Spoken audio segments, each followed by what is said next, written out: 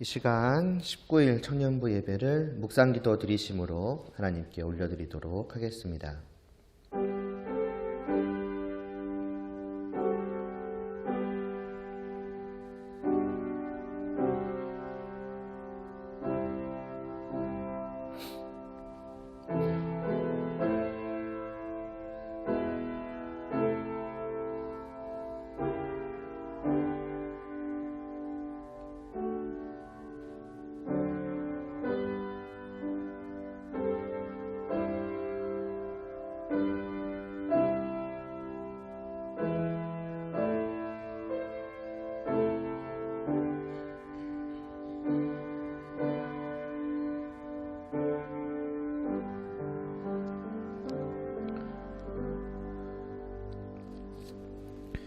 루시 엎드려 얼굴을 땅에 대고 절하며 그에게 이르되 나는 이방 여인이거늘 당신이 어찌하여 내게 은혜를 베푸시며 나를 돌보시나이까 하니.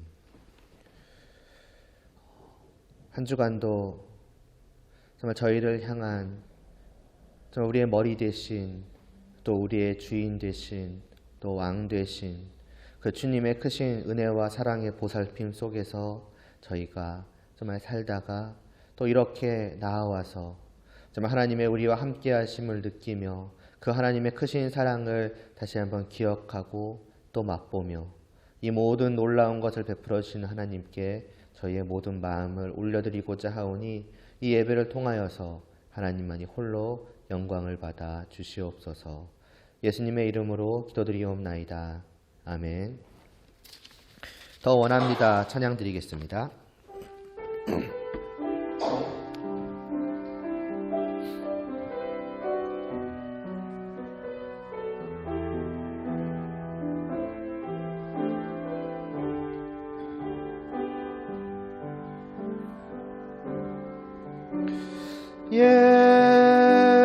예수 사랑합니다. 사랑합니다. 온 마음 다하여 오직 주님 한 분만 간절히 더 원합니다.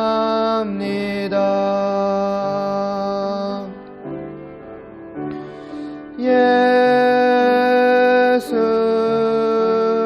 사랑합니다. 사랑합니다. 온 마음 다하여 오직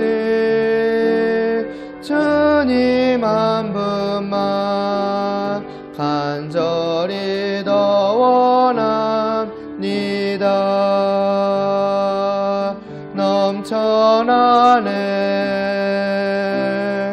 넘쳐나네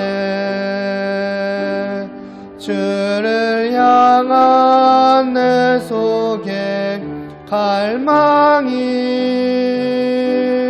주님께로 날 이끌어 주소서.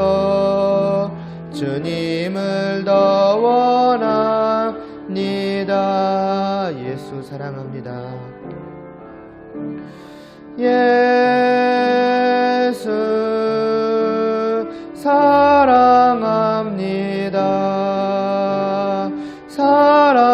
사랑합니다. 온 마음 다하여 오직 주님 한 분만 간절히 더 원합니다.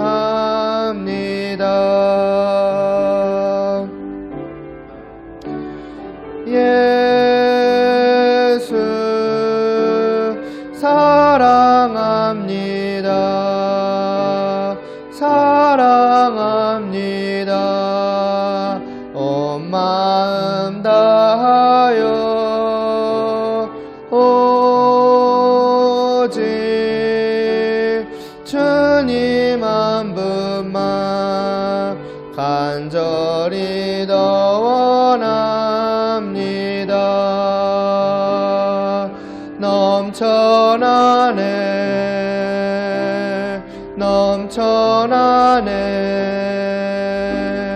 주를 향한 내 속에 갈망이 주님께로 날 이끌어 주소서. 주님을 더 원합니다.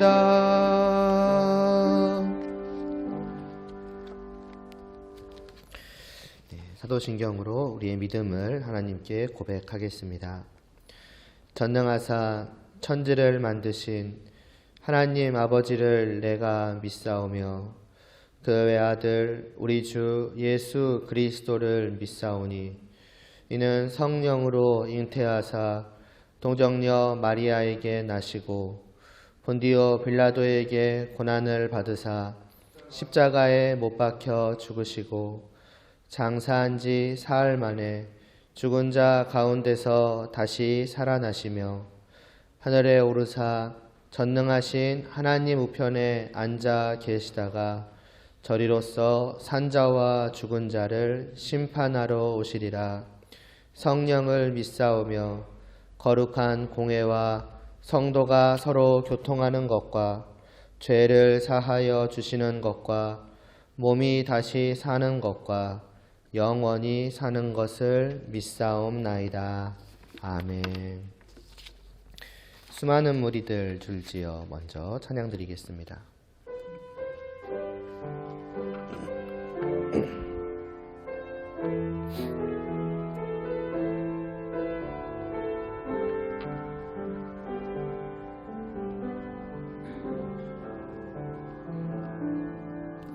수많은 무리들 줄지어 그분을 보기 위해 따르네. 평범한 목수이신 그분 앞에 모든 무릎이 꿇어 경배하네.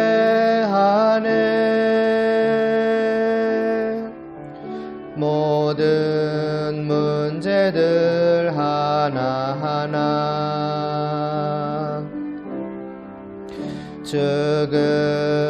지금까지도 힘을 잃고 생명의 근원 되신 예수 이름 앞에 모든 권세들 굴복하네.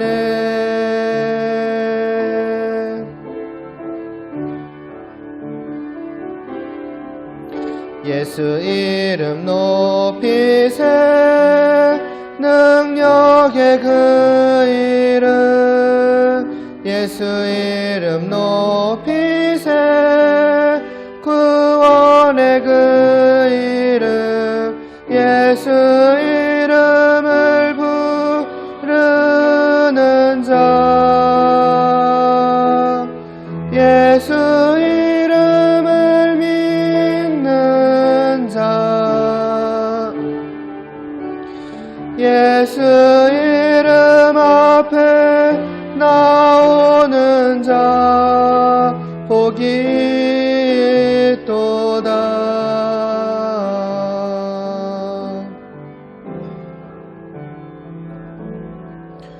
나의 계획이 실패하고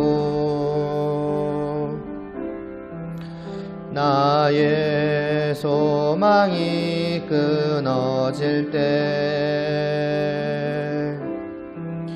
삶의 주관자 되신 그분 앞에 나의 무릎을 꿇어 경배하네.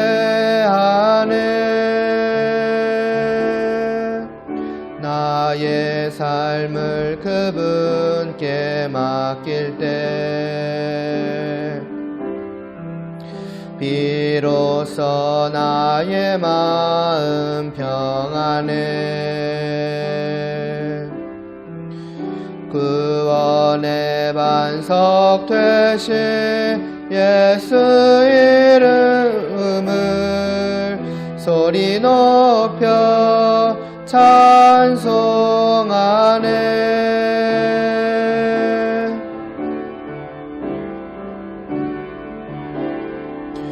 예수 이름 높이세. 능력의 그 이름 예수 이름 높이세. 구원의 그 이름 예수 이름을 부르는 자 예수 이름을 믿는 자 예수 이름 앞에 나오는 자 복이 있도다.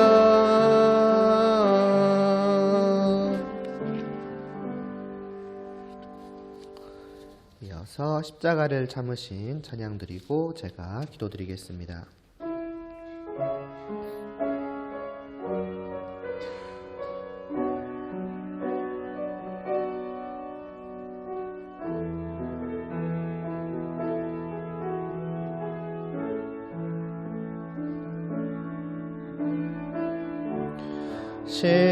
십자가를 참으신 어린 양 예수 내 죄 씻어 주시고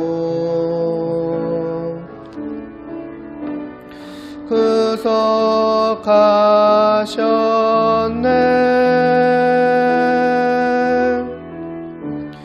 어둠을 물리치신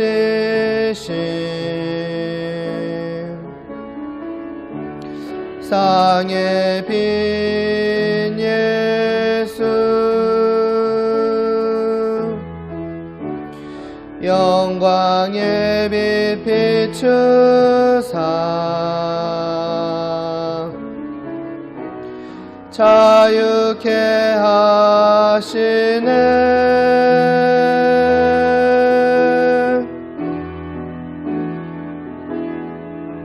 예수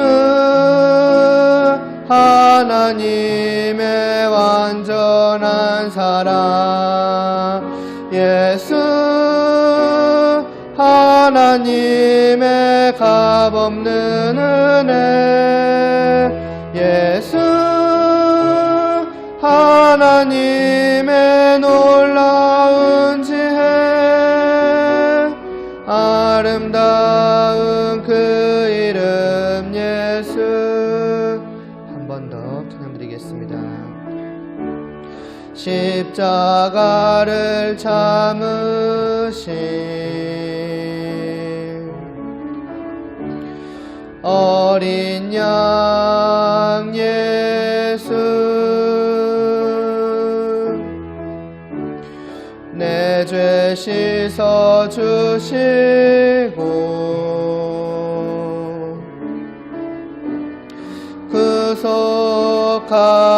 구속하셨네. 어둠을 물리치신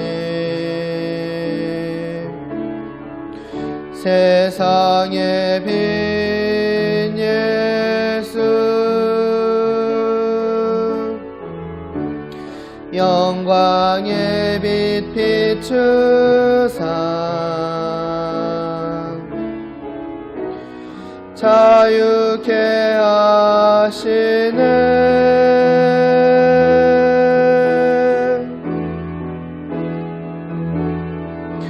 예수 하나님의 완전한 사랑 예수 하나님의 값없는 은혜 예수 하나님의 놀라운 지혜 아름다운 그 이름 예수.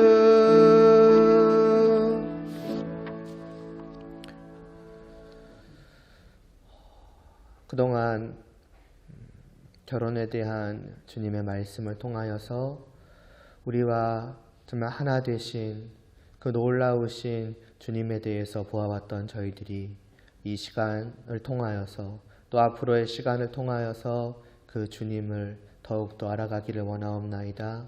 어떠한 분이신지 우리를 위해서 얼마나 놀라운 일들을 행해 오셨는지 그 앞에 우리가 어떠한 마음으로 또 어떠한 반응으로 나타나야 할 것인지를 이 시간도 깨달아 알게 하여 주시옵시고 우리의 온 마음이 정말 우리의 머리 대신 정말 우리와 하나 되신 정말 우리의 모든 사랑을 다하여도 정말 너무나도 부족한 그 주님으로만 가득 찰 수 있게 하여 주시옵소서.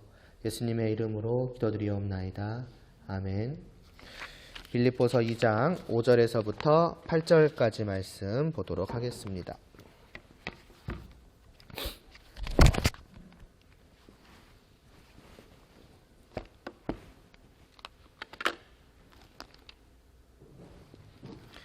빌립보서 2장 5절부터 8절 함께 봉독하겠습니다. 너희 안에 이 마음을 품으라. 곧 그리스도 예수의 마음이니 그는 근본 하나님의 본체시나 하나님과 동등됨을 취할 것으로 여기지 아니하시고 오히려 자기를 비워 종의 형체를 가지사 사람들과 같이 되셨고 사람의 모양으로 나타나사 자기를 낮추시고 죽기까지 복종하셨으니 곧 십자가에 죽으심이라. 아멘.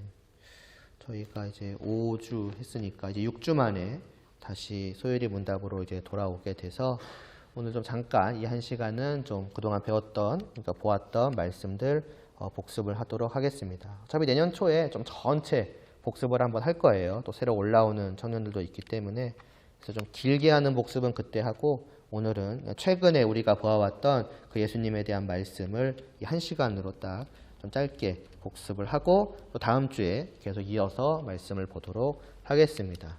아마 이걸 보시면은 하여는 우리가 이 말씀을 들었었지라고 하는 거 바로 떠오르실 것 같아요.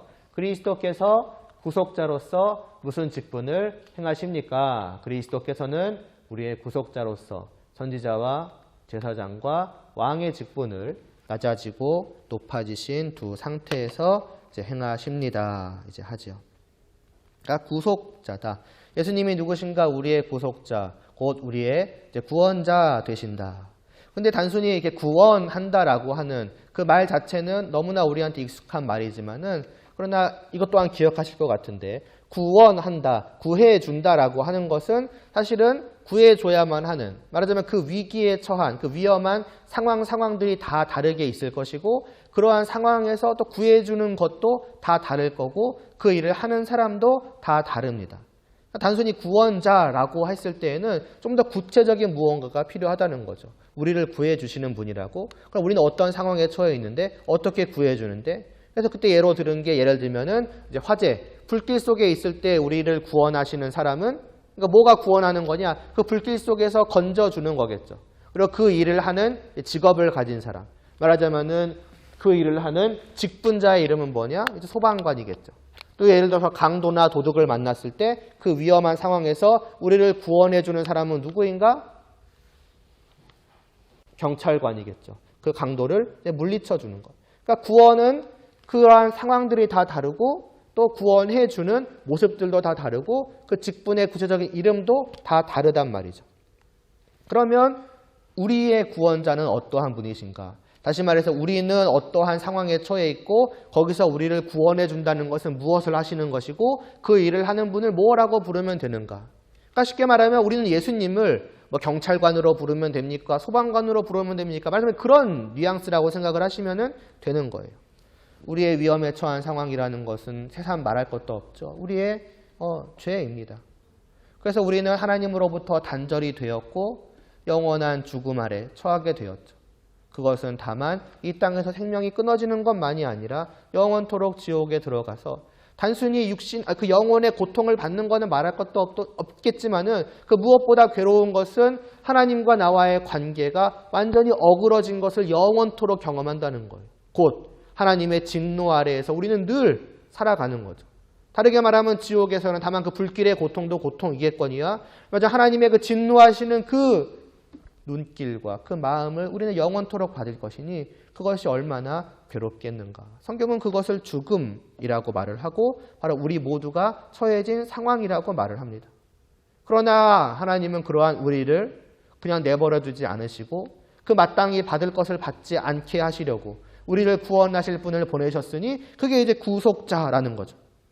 그러면 그러한 우리가 처한 상황에서 필요한 구원이라는 것은 무엇인가? 세 가지라고 했습니다. 선지자, 제사장, 이 왕, 세 가지의 역할이 필요하다는 거예요. 첫째로 선지자란 무엇을 하는 일인가? 하나님의 말씀을 전하는 일입니다. 어떻게 보면은 당장 급한 그 위기의 상황에 처해 있는 내가 지금 죄로 인해서 죽게 생겼는데 그래서 영원히 이제 지옥에 떨어지게 생겼는데 지금 나한테 한가하게 지금 무슨 말이나 할 때야, 뭐 말씀이나 전할 때야 라고 생각을 할지 몰라요. 그러니까 선지자라고 하면 어떻게 보면은 구원에서 가장 시급하지 않은 일처럼 보이지만은 소율이 문답은 이걸 굳이 제일 첫 번째로 두고 있죠. 이유가 있습니다. 왜냐하면 우리의 구원의 시작은 어찌 보면 바로 그 말씀을 전하는 것으로부터 시작하기 때문이에요. 왜냐? 자기가 그 위험한 상황에 위험이라는 말로도 표현할 수 없는 정말 비참한 처지에 처해 있다는 것을 아는 사람이야 간절히 찾고 구하겠죠. 내가 이렇게 위기에 처해 있는데 나는 벗어날 방법이 없고 벗어날 능력도 없으니 제발 누군가 나를 구해 주십시오라고 뭐 112든 119든 114든 전화를 때리겠지만은 그러나 자기가 위험에 처해 있음에도 불구하고 그 사실을 전혀 알지 못하는 자가 있다? 그럼 그 사람에게 가장 먼저 필요한 것이 무엇이겠습니까? 말할 것도 없이 그 사실을 알게 하는 거예요. 애타게. 여러분은 정말 스스로 그렇게 못 느낄지 모르지만은 여러분은 다 죄인이고 영원한 멸망에 처하게 될 사람들입니다. 그 여러분의 죄에 대한 심판이 여러분의 코앞에 지금 기다리고 있습니다. 여러분 사실 이미 그 상황 속에 들어가 있는 사람입니다. 거기서 건져 나오지 않으면 안 됩니다라고 하는 그 사실을 전하지 않으면 안 되는 거예요. 그래서 무엇보다 필요한 것은 그 소식을 전하는 거죠. 한편으로 보면은 절망적인 소식이되 그러나 다른 한편으로 보면은 그 상황에서 그냥 처해 있습니다라고 말씀하는 것이 아니라 거기서 건져줄 사람이 있습니다를 말씀하는 것이니 참으로 복된 소식이 전해지는 것이지요. 그래서 예수님께서는 최근에 유초등부 아이들 말씀 전하면서 마태복음 13장을 보게 됐는데 하나님의 나라는 어떠한 것인가 비유로 말씀을 하시면서 아마 여러분들도 어렸을 때든 언제든 들어보신 적이 있으실 거예요. 씨 뿌리는 것과 같다라고 말씀을 하세요. 하나님의 나라가 씨 뿌리는 것과 무슨 상관이 있을까? 간단하게 생각을 해보면은 하나님의 나라는 말하자면 씨를 뿌리는 것으로부터 시작된다는 거예요. 하나님의 말씀의 씨가 우리에게 뿌려지는 것. 우리의 귀에 들려지고 우리의 마음속에 딱 내려오는 그것으로부터 시작이 된다는 거죠. 그걸 다르게 말하자면은 하나님의 나라는 씨 뿌리는 것이 없다면 우리에게 말씀이 전파되는 것이 선포되는 것이 없다면 우리 안에서 시작되지 않는다는 거죠. 예수님이 이 땅에 오셔서 모든 죄를 위한 그 십자가의 못 박힘을 다 이루시고 하나님의 나라를 세우신들 씨가 뿌려지지 않는다면 그 나라에 들어갈 사람은 단 한 명도 없는 거죠. 그리고 그 나라가 우리에게서 시작되는 것은 말씀을 통해서이다. 그러하니 우리에게 무엇보다 필요한 사람은 누구인가? 어떻게 보면 제일 시급하게 필요한 사람은 누구인가? 다른 사람이 아니라 그 말씀을 전하는 선지자라는 거예요. 그 일을 예수님이 하신다는 거죠. 그러나 다만 그저 말씀을 말로만 전해서 귀로만 듣게 하는 거라면은 그 일은 저도 감당하고 있잖아요. 목사님도 감당하고 있잖아요. 그럼 결국 저도 참 선지자요, 목사님도 참 선지자요, 다 그렇게 말할 수 있는가? 그렇지는 않은 거죠. 참된 선지자, 참된 그리스도는 오직 한 분 예수님이시니 그럼 그분과 우리는 무엇가 다릅니까? 씨 뿌리는 비유에서 기억하시는 분이 계실지 모르겠는데 길가가 있고 돌밭이 있고 가시떨기밭이 있고 그리고 마지막에 좋은 땅이 있어요. 다 같이 씨가 뿌려진 밭이에요. 땅이에요. 그러나 그 중에서 앞에 세 가지 땅은 열매를 맺지 못해요. 들었으나 아무런 의미가 없는 것과 비슷하다는 거예요. 오직 마지막 한 땅, 좋은 땅만이 참으로 그 말씀을 받고 그 말씀의 씨가 마음속으로 들어오고 그것이 줄기가 나오고 나무를 맺고 열매가 맺어지는 그 한 사람이라는 거죠. 무슨 말이냐? 귀로 듣는 것으로 끝나지 않는다는 거예요. 씨가 땅에 뿌려진다고 끝이 아니라 그 씨가 땅 아래 흙 속으로 깊이 파고들고 뿌리를 내리고 줄기가 나와야 되는데 문제는 우리들의 마음은 어떠한가? 대부분의 모든 사람은 100%다 길가와 같은 마음이에요. 말하자면 아스팔트 바닥인 거죠. 뚫고 들어갈 흙이 없는 거예요. 씨는 그냥 그 위에 딱 떨어져요. 애당초 교회에 와서 설령 말씀을 듣는다고 할지라도 정말 내가 하나님의 말씀을 사모하는 마음으로 나와서 그 말씀을 귀 기울여 듣고 내가 믿음으로 잘 받아들여야지라고 하는 그러한 사람이 처음부터 있는가? 절대 없다는 거예요. 다 아스팔트예요. 그래서 씨는 그냥 땅 위에 똑 떨어져 있다가 마귀가 싹 가지고 사라져버려요. 한 귀로 듣고 흘려버리고 하루 이틀 아니면 교회 밖을 나가는 그 순간 내 마음속에서 말씀은 사라지고 열매 맺을 일이 없어요. 기껏해야 얕은 흙과 같이 있어가지고 살짝 들어간다고 해도 곧 그 아래는 나의 그 죄의 악된 마음이 조금만 파고들면 깊숙이 자리 잡고 있어서 돌덩이와 같이 뿌리가 들어가지를 못해요. 잠깐 싹이 나는 것 같다가 결국 말라 죽어버리죠. 때로는 어떻게 싹이 올라가기 시작을 해도 그 위에 가시덩굴과 같은 이 세상에 대한 염려들, 무슨 염려들이 수없이 많아가지고 기껏 난 새싹을, 말씀의 새싹을 그냥 깔아뭉개서 죽어버리게 만드는 그게 모든 사람들의 사실은 모습이에요. 그럼 뭐냐? 결국 들을 사람 아무도 없다는 거죠. 그럼 하나님은 그런 우리를 향해서 내가 어쨌든 씨를 뿌렸으니까 그 말씀을 받고 안 받고는 너네 책임이다. 너는 길가, 너는 가시떨기, 너는 돌밭, 좋은 땅 하나도 없네. 그럼 어쩔 수 없지 뭐. 아무도 열매를 맺지 못하였으니 너희 있는 내가 기회를 주었음에도 불구하고 잡지 못한 자들로서 영원히 죽어라? 아니죠. 좋은 땅은 그럼 뭘까요? 농부가 농사를 짓는 것과 똑같아요. 하나님은 그냥 씨만 뿌리시는 것이 아니라 그 우리의 모든 마음 상태가 어떠한 것인지를 아시기 때문에 그걸 밭갈듯이 가신다는 말이에요. 아스팔트도 산산조각으로 다 깨부숴서 부드러운 흙으로 만드시고 물론 현실에서는 그런 일은 없겠지만 비유적으로 말하자면 또 아래에 깊은 돌이 깔려 있어도 그것도 다 드러내시고 주위에 가시떨기 있으면 그것도 다 치워버리시고 그래서 그 뿌린 씨가 흙 속으로 내 마음속으로 깊숙이 파고들게 만드셔가지고 뿌리 내리고 싹 틔우고 가지로 자라고 나무가 되고 열매 맺게까지 하나님이 하신다는 거예요. 그럼 누구를 통해서 하시는가? 바로 참된 선지자 대신 예수님을 통해서 하신다는 거죠.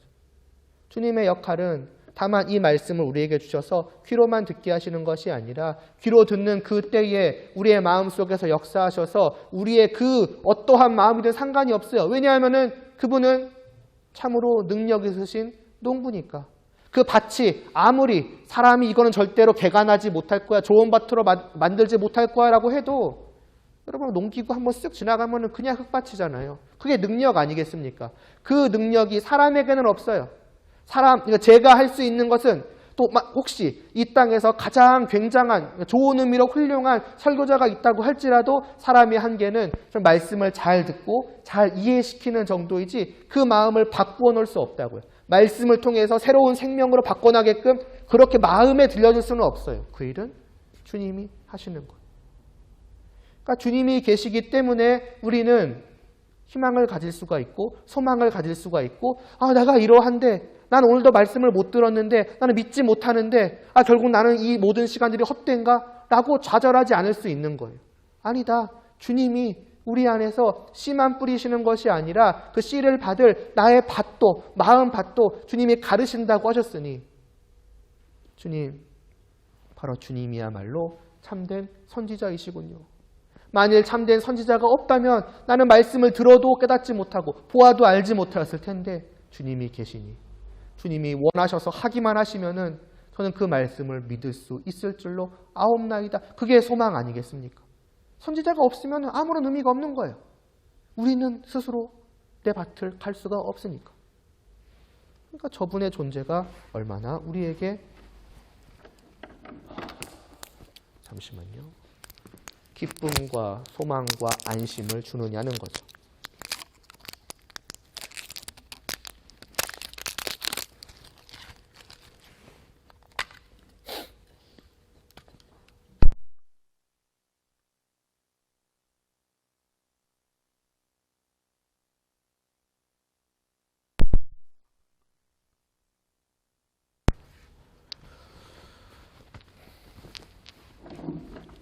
그러므로 정말로 여러분들이 예수 그리스도다, 예수님은 그리스도이십니다라고 부른다면, 이것도 이전에 말씀을 드렸을 거예요. 그 말에 담긴 뜻 중에 하나는 예수님은 참된 선지자이십니다, 저는 그 사실을 믿습니다 라고 하는 것이니, 여러분이 말씀을 들을 때에나 듣기 전에나 또 들을 때에나 들은 후에나 여러분들의 선지자 되신 주님께 간구드려 보세요. 왜 설교할 때마다 저나 목사님이나 누가 됐든 간에 설교 전에도 기도를 하고 설교 후에도 기도를 하겠습니까? 말씀을 전하는 나는 기껏 해봐야 그냥 씨를 뿌리는 역할밖에 아니라는 걸 알기 때문이에요. 그 말씀을 그 마음속에 심기고 열매 맺게 하시는 분은 주님이신 걸 알기 때문에, 주님, 제가 이 시간 말씀을 전하오니 저를 사용하셔서 주님께서 그 마음속에 씨를 열매 맺게 하여 주시옵소서라고 간구드리는 거죠. 끝나고도 마찬가지. 여러분들 스스로도 그럴 필요가 있다라는 것입니다. 그러한 마음으로 간구하고, 그래서 선지자 되신 주님께서 나의 안에 말씀하여 주실 것을 믿음으로, 나 또한 간절히 사모하는 마음으로 그 말씀을 듣고자 노력하고, 또 말씀을 잊지 않고 기억하고자 노력하고, 그 말씀을 이해하고 또 믿음으로 받아들이고자 애쓰는 그러한 것들이 예수님이 그리스도이심을 아는 자들의 모습이다. 그러므로 이러한 것을 아는 사람들은 좌절하지 않는 거죠. 내가 오늘도 말씀을 듣는 일에 실패했다 할지라도 주님이 여전히 내 안에 또 말씀을 주실 그날을 기대하고 기다리며 기도하며 또 말씀을 들어가는 거예요. 힘써가는 거죠. 자, 그렇게 해서 주님이 우리의 마음 밭에 그 씨를 뿌리시고 그 씨가 열매 맺게 하셔서 알게 된 사람들. 이전까지는 늘 똑같은 말씀을 들어서 같은 말씀들, 비슷한 말씀을 여러 번 들어왔기 때문에 만약에 성경 시험을 보라고 하면은 100점을 맞았을 것이나, 그러나 정말로 내가 죄인이구나라고 정말 애통이 한 적도, 간절히 나를 마치 불길 속에 있는 사람처럼 제발 나를 구해줄 사람 없습니까? 라고 그래 봤던 적도 없었고 예수님을 찾지도 않았었는데, 이제 선지자 되신 예수님의 역사가 내 안에서 일어남으로 말미암아서 아하하게 된 사람들, 참으로 깨달아 알게 된 사람들은 이제 찾는 거예요. 주님, 제가 정말 그 말씀하신 그대로 지금 불길 속에 있다는 것을 알게 되었으니 저를 구원하여 주시옵소서. 왜냐하면 주님이 그 일을 하실 분이라는 것을 알았기 때문입니다. 그럼 그 일은 뭔데요? 선지자는 말씀을 전하는 일이잖아요. 사실을 알게 하는 사람이잖아요. 구원자가 예수님이라는 걸 알게 한 거잖아요. 그럼 그 구원자 되신 예수님은 실제로 나의 죄를 구원하기 위해서, 말하자면 나의 죄를 모두 씻고 나의 죄가 용서받도록 하기 위해서 뭘 하시는데요? 무슨 구원의 일을 하시는데요? 그게 제사장입니다. 제사라는 거죠. 제사, 여러 번 말씀을 드렸지만 나의 죄가 용서받는 유일한 방법으로 하나님이 정하신 거예요. 어떻게 해야 내 죄가 용서를 받을까요? 지옥으로 갈 만큼 그 심각한 그 죄를 어떻게 하면 용서받을 수 있을까요? 하나님은 사랑하시니 그냥 없애주시면 안 되나요? 그래, 그냥 없는 셈 치자. 그러면 사랑일까요? 그거는 사랑일지 모르지만 그릇된 사랑이고, 그걸 다르게 말하면 불의하다고 하죠. 죄를 그냥 눈 감는 거니까요. 그건 참된 의미에서 사랑이 아니라는 거죠. 그러나 하나님은 불의하신 분이 아니고 의로우신 분이세요. 그러나 의로우시다고 해서 무조건 너희는 의로운 심판대 앞에 서서 다 영원한 지옥으로 들어가라 하시지 않고 또한 사랑하셔서 건져주시기도 분이기도 합니다. 그럼 그 의로움을 만족시킬 만한 그 구원의 방법이라는 게 뭐냐는 거죠. 하나입니다. 하나님이 정하신 것은. 대리 형벌? 어려운 말 쓸 필요가 없겠죠. 그냥 대신해서 벌을 받는 거예요. 너가 받아야 될 그 죄에 대한 그 영원한 벌을 대신 받을 사람이 있다면, 그가 너의 그 모든 죄의 짐을 다 짊어지고서 그가 너 대신에 벌을 받아서 영원히 죽는다면, 그 영원한 죽음을 맞이한다면 넘겨졌으니까 너의 죄를 없이 하노라. 너의 죄를 내가 용서하노라. 아무런 죄 안 지은 사람으로서 나와 함께 거하게 하노라 말씀을 하시는 거예요. 근데 여기에 이제 두 가지 문제가 있죠. 하나는 재물의 문제입니다. 누가 그 재물이 될 수 있겠냐는 거죠. 사람 중에는 없어요. 왜냐하면 두 가지 문제. 하나는 누구나 다 죄인이라는 게 문제예요. 남의 죄를 짊어질 수가 없어요. 이미 자기 혼자도 감당할 수 없는 죄의 짐을 다 지고 있거든요. 제 거를 내가 받아서 같이 갈 수가 없어요. 너는 그저 너의 죄에 대한 벌을 받을 뿐이다. 더 감당할 수 있는 게 없다. 이게 모든 사람입니다. 설령 절대로 그런 일은 없지만 만일에 하나 정말 역사 속에서 단 한 명 정말 아무런 죄가 없는 사람이 만일 있다고 치더라도 그가 감당할 수 있는 것은 몇 사람 몫이겠습니까? 있다고 해봐야 결국 한 사람 몫밖에는 되지 않겠죠. 기껏해야 한 사람밖에는 구원하지 못할 거예요. 왜냐?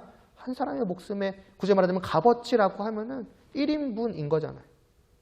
그러니까 사람으로서는 애당초도 불가능하고 가능해도 결국에는 의미가 없는 거예요. 그런데 옛날에 제사를 드렸던 동물, 어린 양, 택도 없죠. 가치적으로 맞지가 않는 거예요. 그것을 보여주기라도 하듯 예전에 있던 그 제사는 날마다 계속해서 매년마다 끊임없이 드렸죠. 한 번의 제사로 끝나지가 않아요. 오늘 한 번 저 양이 나를 위해서 죽었다 손 치더라도 기껏해야 그냥 오늘 하루치 죄인 거예요. 나는 매일같이 숨 쉬듯이 죄 지으며 살아갈 건데요. 그럼 나는 또 제사, 또 제사, 또 제사. 그러한 삶에 평안이 있겠고 안식이 있겠습니까? 그러므로 바라는 것은 참된 제물의 필요성인 거예요. 그것은 뭐냐? 아무런 죄가 없어서 나의 짐을 짊어질 수 있을 뿐더러 그 목숨이 너무나도 귀하고 귀하여서 온 세상 하나님이 택하신 그 모든 사람들의 그 죄의 짐을 다 짊어지고 가실 수 있는 분이며 더 나아가서는 그 모든 그 죄의 형벌을 감당해내실 수 있는 분. 좀 비유가 어떨지 모르겠지만은 예를 들어서 내가 선생님한테 10대를 맞아야 된다고 쳐요. 근데 선생님 제가 대신해서 맞겠습니다 하고 대신 이제 맞으라고 맞겠다고 그래? 그럼 네가 대신 맞아. 근데 10대를 맞아야 되는데 한 대밖에 감당을 못해요. 한 대 맞았더니 난 도저히 더 맞을 수가 없는, 못 맞겠는 거예요. 그러면은 해결이 안 되죠. 결국 나머지는 이 사람이 치료해야 되지 않겠습니까? 산술적으로 보자면은. 그러니까 그 모든 것도 기꺼이 감당할 수 있을 만한 그런 분이 있는가? 이 세상 어디를 뒤져봐도 없는 거예요. 근데 하늘 위에 한 분이 계신 거죠. 하나님의 아들이신 예수님. 그래서 주님께서는 이제 뒤에 보겠지만은 오셔가지고 기꺼이 그 제물이 되신 거예요. 제가 저들 모두의 짐을 지고 그 모든 죄의 대가를 받겠습니다. 형벌을 받겠습니다. 고난을 감수하겠습니다. 인내하며 감당해내겠습니다. 그래서 이 땅에 오셔서 죽기까지 그 일을 하신 거예요.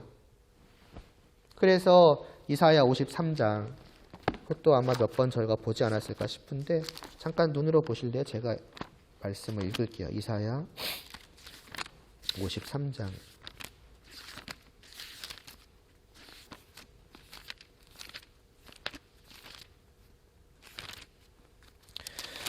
(4절에서부터) (7절까지) 제가 읽겠습니다. 사실 그 앞에도 있는데 4절부터만 읽을게요.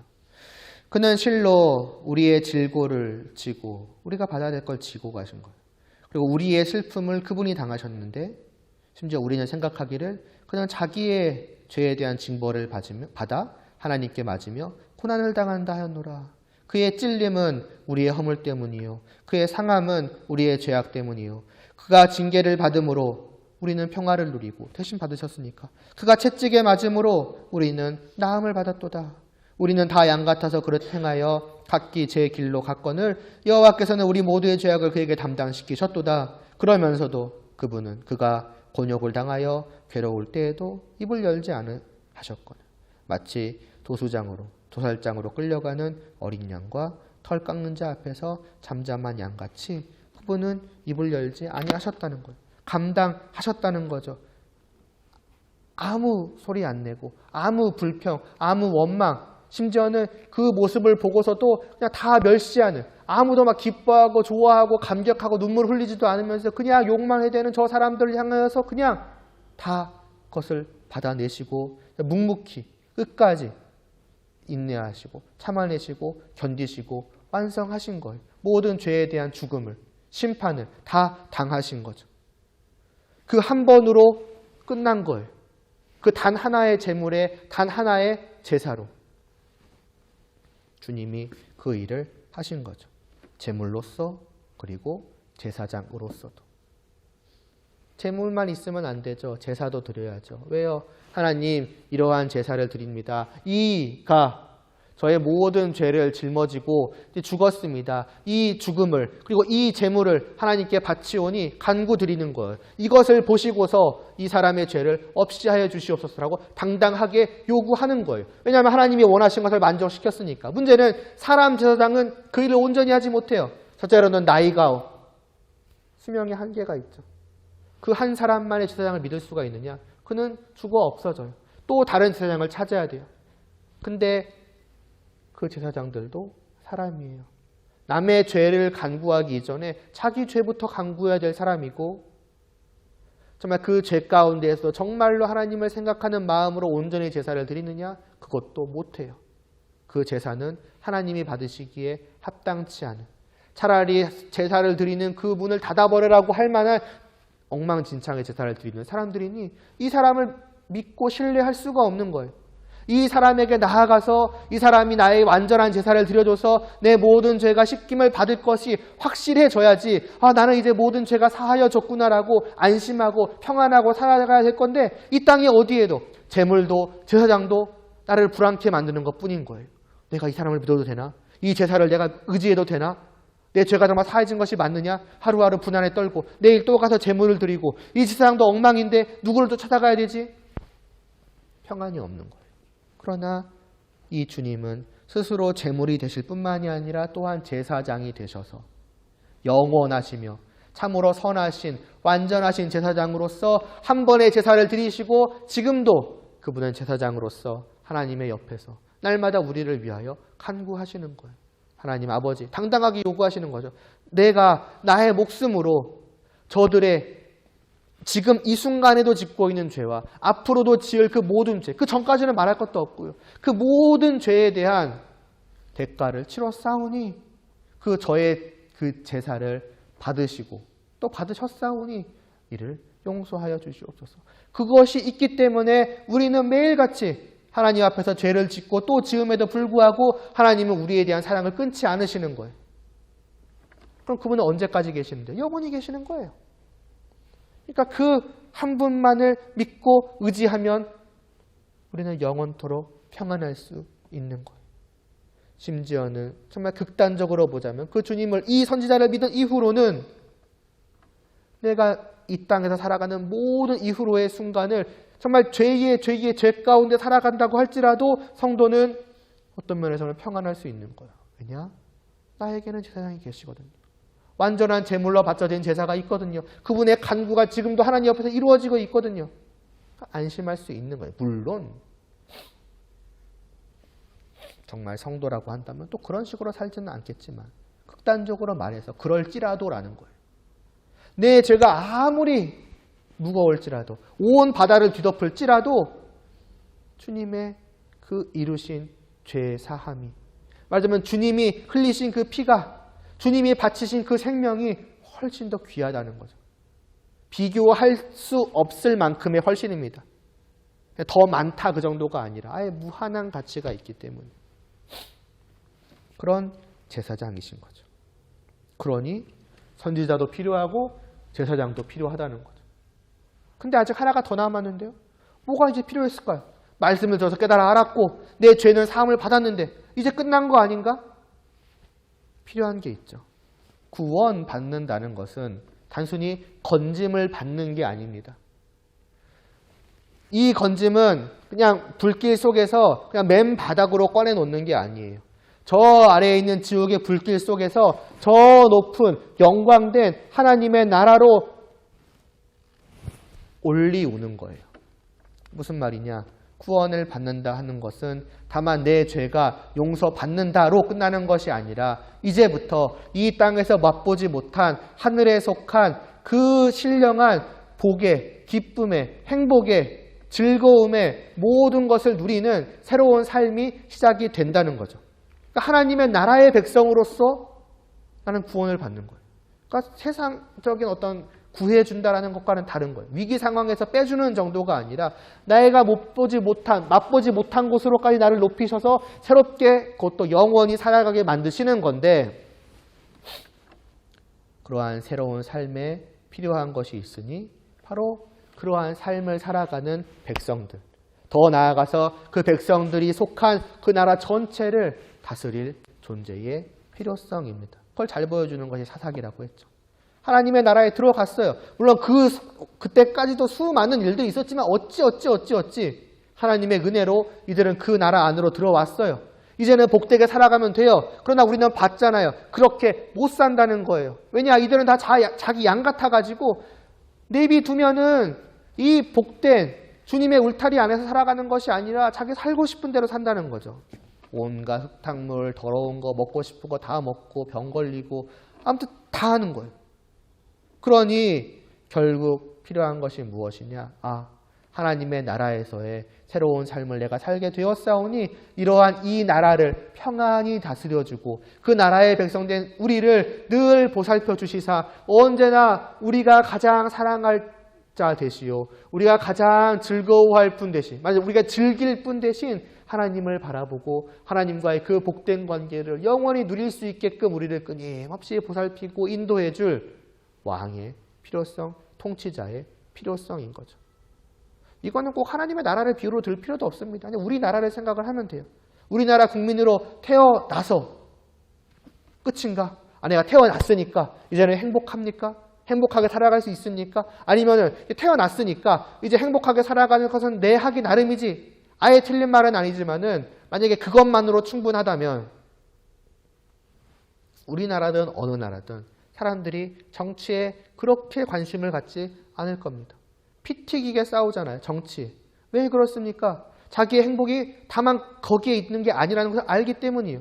다만 내가 국가 안에 속해 있으니까 또 국가 안에서 내가 무언가를 할 수 있으니까 그것만으로 나의 행복이 보장되지 않는다는 거예요. 우리에게 필요한 것은 이 나라 전체와 더 나아가서는 그 나라의 국민된 우리들을 정말로 평안하게 행복하게 잘 살 수 있게끔 다스려줄 정말 좋은 통치자가 필요하다는 것을 우리는 알기 때문에 그렇게 정치에 매달리는 것처럼 살아가는 거죠.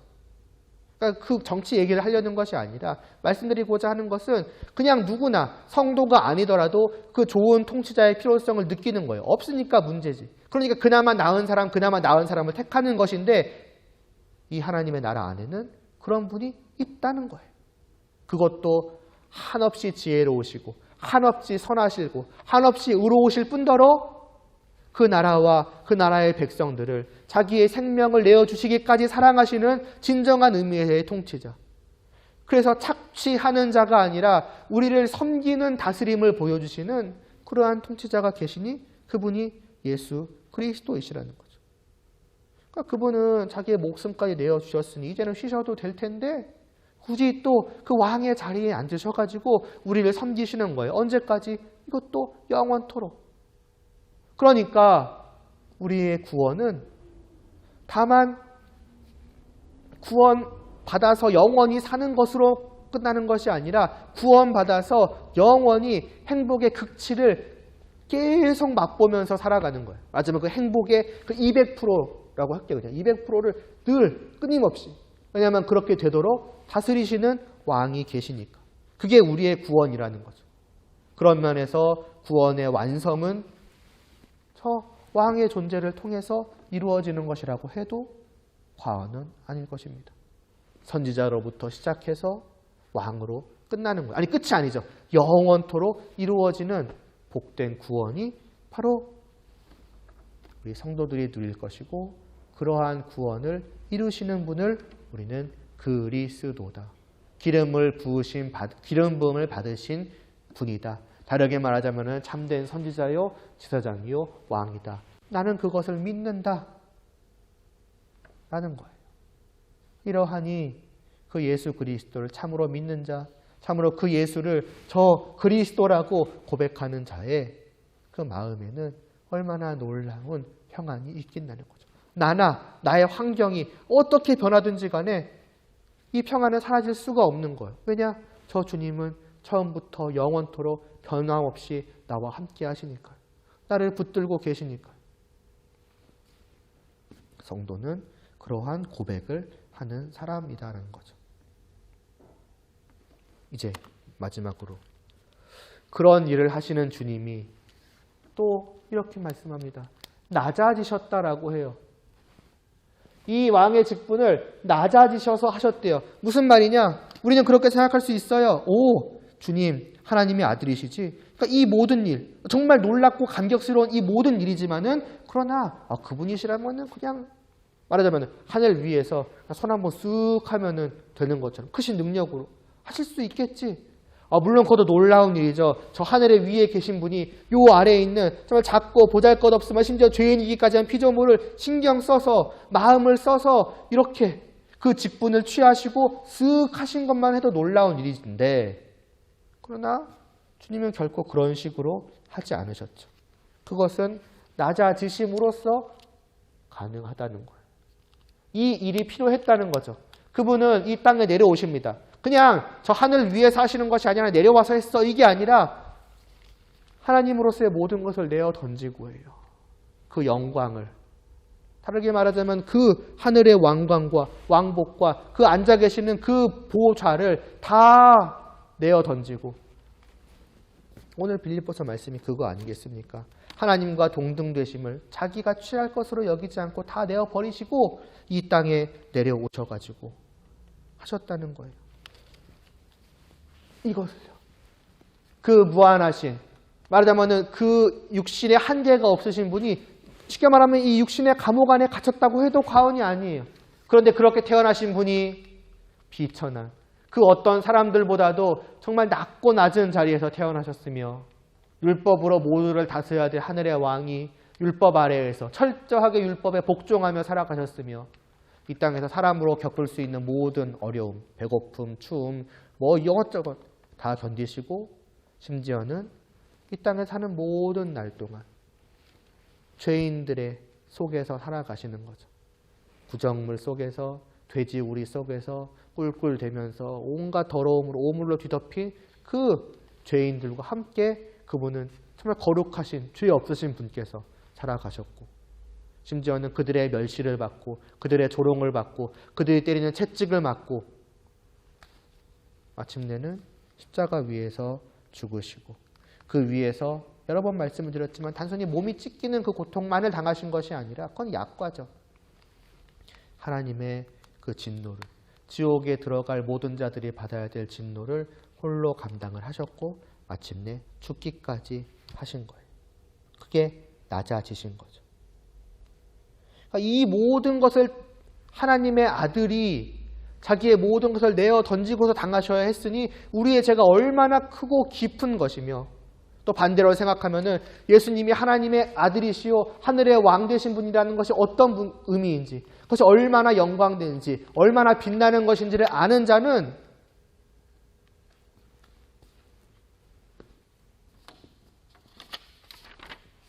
룻의 고백을 룻보다 더 간절한 마음으로 부르짖을 수밖에 없는 거죠.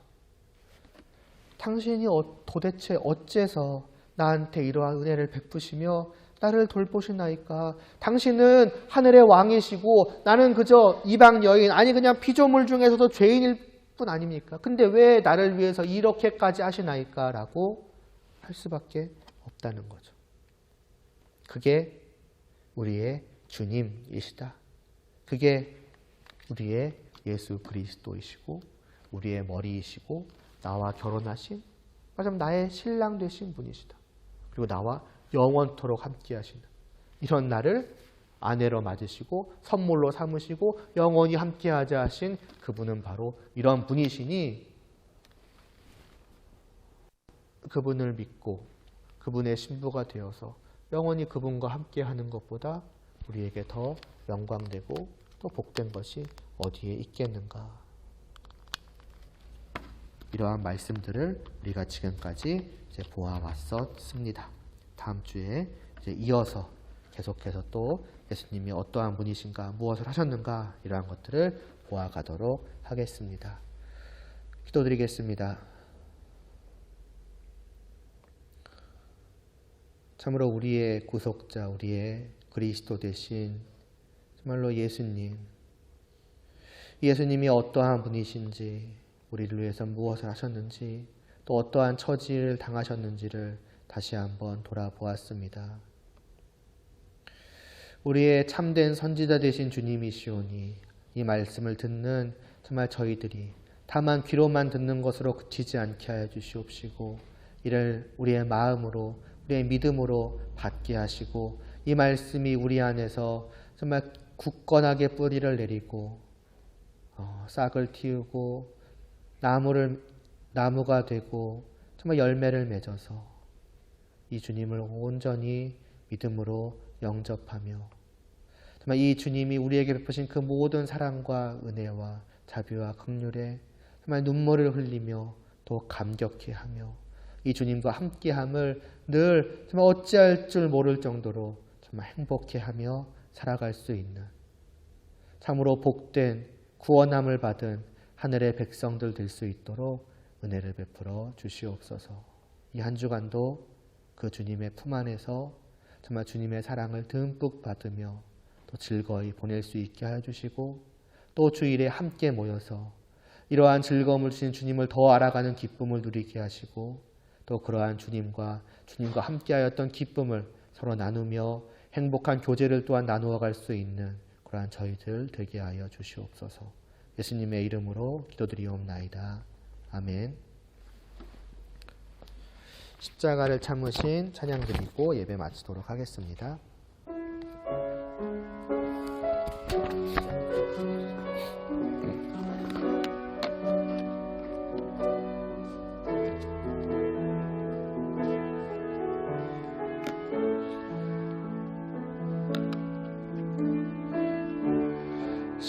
십자가를 참으신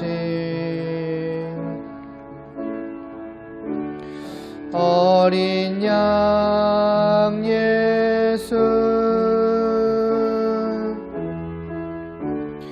내 죄 씻어 주시고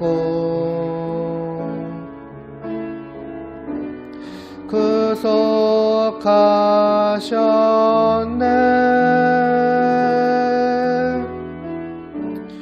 어둠을 물리치신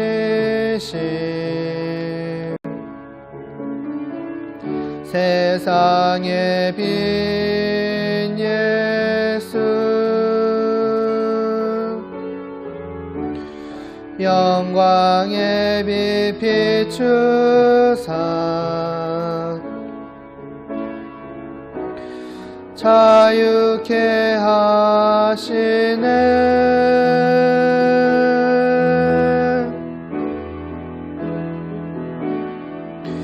예수 하나님의 완전한 사랑, 예수 하나님의 값없는 은혜, 예수 하나님의 놀라운 지혜,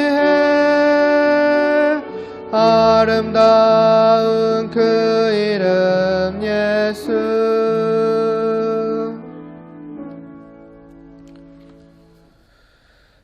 하늘에 계신 우리 아버지여, 이름이 거룩히 여김을 받으시오며 나라의 임하옵시며 뜻이 하늘에서 이루어진 것 같이 땅에서도 이루어지이다. 오늘날 우리에게 일용할 양식을 주옵시고 우리가 우리에게 죄 지은 자를 사하여 준 것 같이 우리의 죄를 사하여 주옵시고 우리를 시험에 들게 하지 마옵시고 다만 악에서 구하옵소서. 대개 나라와 권세와 영광이 아버지께 영원히 있사옵나이다. 아멘.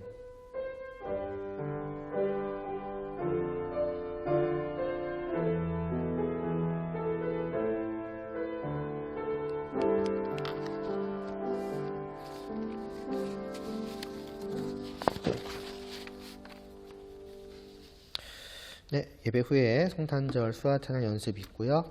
다음 주는 잠깐 수화 찬양 연습 쉬고 청년부 총회를 합니다. 일단 뭐 예결산, 그러니까 올해 한 해, 올해는 조금 그래도 활동을 조금 이제 했기 때문에 어떤 식으로 이제 예산이 쓰여졌는지 좀 다 같이 좀 한번 보고 또 이제 활동한 것 중에서 특히 이제 돈 쓰는 거에 대해서 이건 너무 좀 부족했는데 좀 이거 어떻게 좀 다른 데서 할까 이런 것도 조정 같은 것도 좀 하고 해서 이제 좀 이따 올려보려고 일단은 계획 중입니다. 그러니까 여러분들도 참여하셔서 그런 거에도 관심을 가져주시면은 좋을 것 같습니다. 그리고 오늘 이제 추수감사절이죠. 그래서 뒤에 떡이 준비되어 있는데 4개만 남았습니다. 선착순으로 간절히 원하시는 분들은 달려가셔서 가져가시면 되겠습니다. 네, 내려가셔서 이제 내려가서 하나요? 어디서 하나요? 내려가셔서 연습하도록 하겠습니다.